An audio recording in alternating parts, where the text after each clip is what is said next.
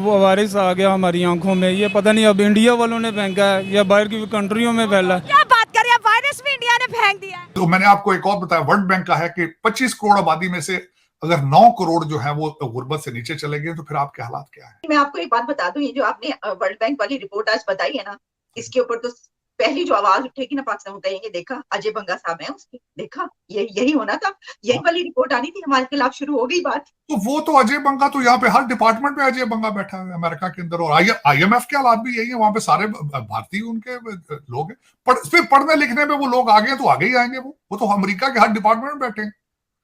Department of defence they 300 appointments हैं white house की जो इंडियन डिसेंट के लोग, उनका ये मुझे इस वक्त बताएं, रिपब्लिकन कैंडिडेट्स में से 2 भारतीय हैं आज के। तो मेरा मकसद है इसको किन किन चीजों से देखेंगे कि भारत की तरफ जिस तरह जो होता कहते राह कर रहा है, मुसाद कर रहा है, ये तो अभी इनकी खुशकिस्मती है, ये कनाडा वाला वाकया हो गया, वरना जो उधर 3 लोग कश्मीर में जो एक उनका आर्मी का कर्नल और 7 DSP और 7 मेजर जो उधर मारे गए थे, वो हालात बड़े गर्म चल रहे थे। ये तो कनाडा के वाकया ने इनको उसमें थोड़ा सा पानी डाल दिया उसके ऊपर, वरना हालात things were very very tough.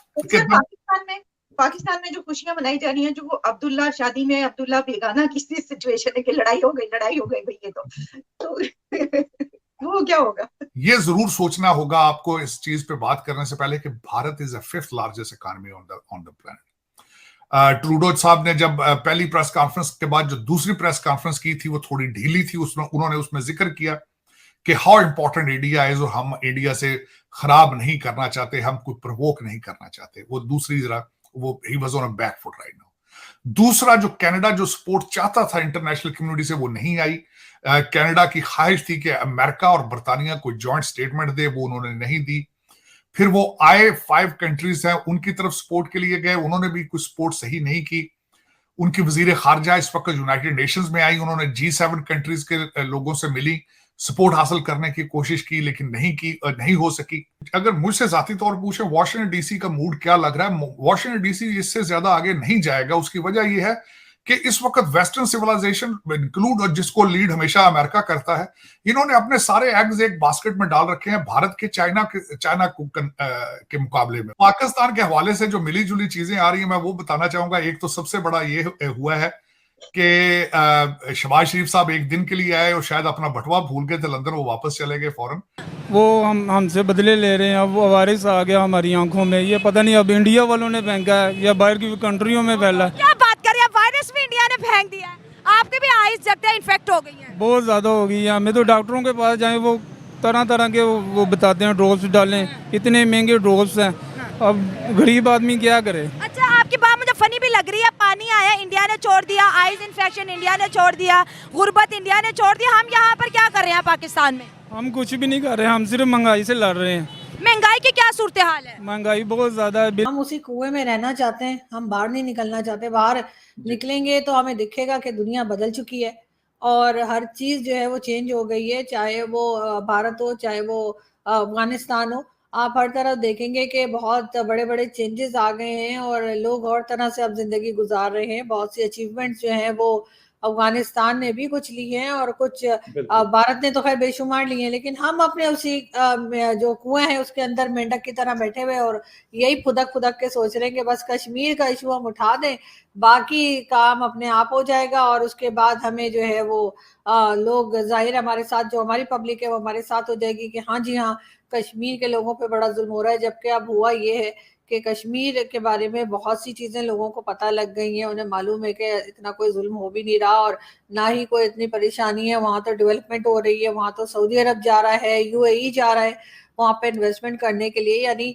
अब आप ये सोचें कि जिस कश्मीर के ऊपर इनका ख्याल होगा कि शायद हम सऊदी अरब से कहलवाएंगे या किसी और गल्फ कंट्री से कहलाएंगे, जब वो वहां इन्वेस्टमेंट कर देंगे उसके बाद ये चूम ही नहीं कर पाएंगे। इनके लिए होना तो ये चाहिए था कि जितना इनका बजट है, वैसे तो कोई बजट है ही नहीं, लेकिन फिर भी जो थोड़ा बहुत बजट है उससे इनको कश्मीर, जो हमारी साइड पे जो हिस्सा है उसका, आजाद कश्मीर जिसको हम कहते हैं, वहां पे कोई डेवलपमेंट करनी चाहिए थी ताकि यहाँ पे जो लोग हैं वो भी देखें कि जी हम भी कुछ काम कर रहे हैं, उनको उनका राइट दे रहे हैं, उनको कुछ फैसिलिटीज दे रहे हैं। और ये लोग सिर्फ ये यूनाइटेड नेशन जनरल असेंबली का इजलास नहीं है फखर, ये हर उस जगह को जाया कर देते हैं जाकर जहां पर ये पाकिस्तान की बात कर सकते हैं, जहां पर ये कह सकते हैं कि पाकिस्तान में लोग इन्वेस्टमेंट करें, पाकिस्तान को किसी तरीके से ट्रेड पाकिस्तान में हो, ताकि अपने पांव पे खड़े हों, ये भीख मांगना बंद करें। ये हर जगह जाके, ये बात सिर्फ और सिर्फ यूनाइटेड नेशन की नहीं है, ये किसी जगह भी, दुनिया के किसी भी कोने में चले जाते हैं,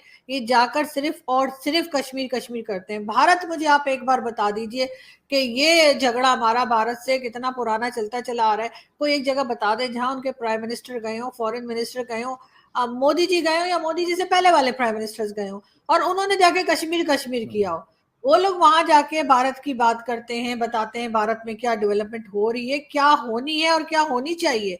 वो अपने मुल्क को उन्होंने कहां से कहां पहुंचा दिया, और हम इधर ही रह गए। और अब तो हाल ये हो गया है कि अब कश्मीर के लोग जो है, इनकी शक्लें देखना नहीं चाहते, लेकिन इनके पास कोई और चूरन है नहीं, तो इनको जो कुछ कहा है एस्टेब्लिशमेंट ने, ये जाकर वही राग अलापेंगे। और उनके साथ जो दुश्मनी बिला वजह की हमने एक पाल रखी है, वो खत्म करनी चाहिए। और इसराइल के साथ हमें बातचीत शुरू करनी चाहिए, अपनी एम्बेसी वहां खोलनी चाहिए। और हमारे पासपोर्ट पे जो लिखा हुआ है कि हम इसराइल नहीं जा सकते, और बहुत से लोग, जिसमें अहमद कुरैशी हमारे बड़े अच्छे दोस्त हैं, उनके पीछे ये लोग पड़ गए थे, लोग हाथ धो के पड़ गए, उनके पीछे पूरा नहा धो के पड़ गए थे बेचारे के, उनको पीटीवी से भी निकलवा दिया और क्या कुछ। ऐसा नहीं होना चाहिए। और अगर मेरा बस चले तो मैं तो सबसे पहला विजिट अगर करूं तो इसराइल का ही करूं, और दूसरा तो खैर भारत का भी कर लूंगी, लेकिन ये कि सबसे पहले इसराइल मुझे तो बहुत भारत से तो हमारा आने जाना मना नहीं है ना पासपोर्ट पे लिखा हुआ है ना कुछ ऐसी चीजें। अच्छा, मजे की बात, डाउन है।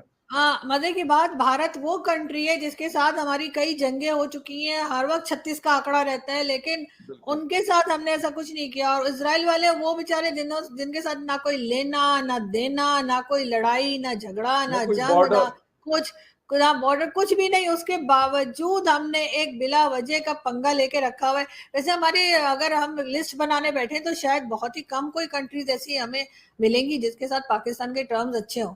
ज्यादातर के साथ तो हमने खराब ही करके रखे हुए, चाहे वो उनका बॉर्डर लगता हो चाहे बॉर्डर ना लगता हो। हर कुछ दिन में हम किसी ना किसी यूरोपियन कंट्री के एम्बेसडर को निकल जाने का कह रहे होते हैं।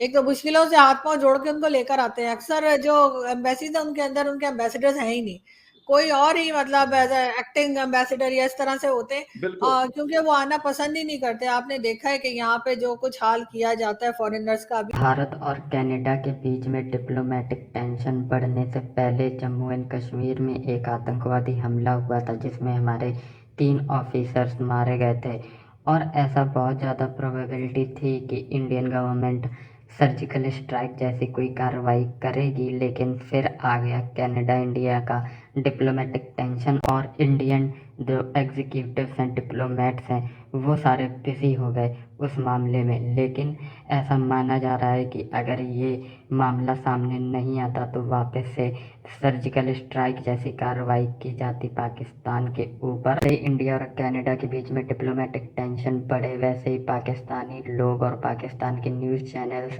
बहुत ही खुशियां मनाने लगे, और उनको ऐसा लग रहा था कि अब जितने भी वेस्टर्न कंट्रीज़ हैं वो सारे निंदा करेंगे और बहुत ही स्ट्रॉन्ग स्टेटमेंट्स देंगे भारत के खिलाफ। लेकिन ऐसा कुछ भी नहीं हो सका, किसी ने भी स्ट्रॉन्ग स्टेटमेंट नहीं दिया अभी तक भारत के खिलाफ, और उल्टा कनाडा को काफ़ी बैकलैश फेस करना पड़ा है अभी तक। ये देखते हुए पाकिस्तानी काफ़ी जल भुन रहे हैं।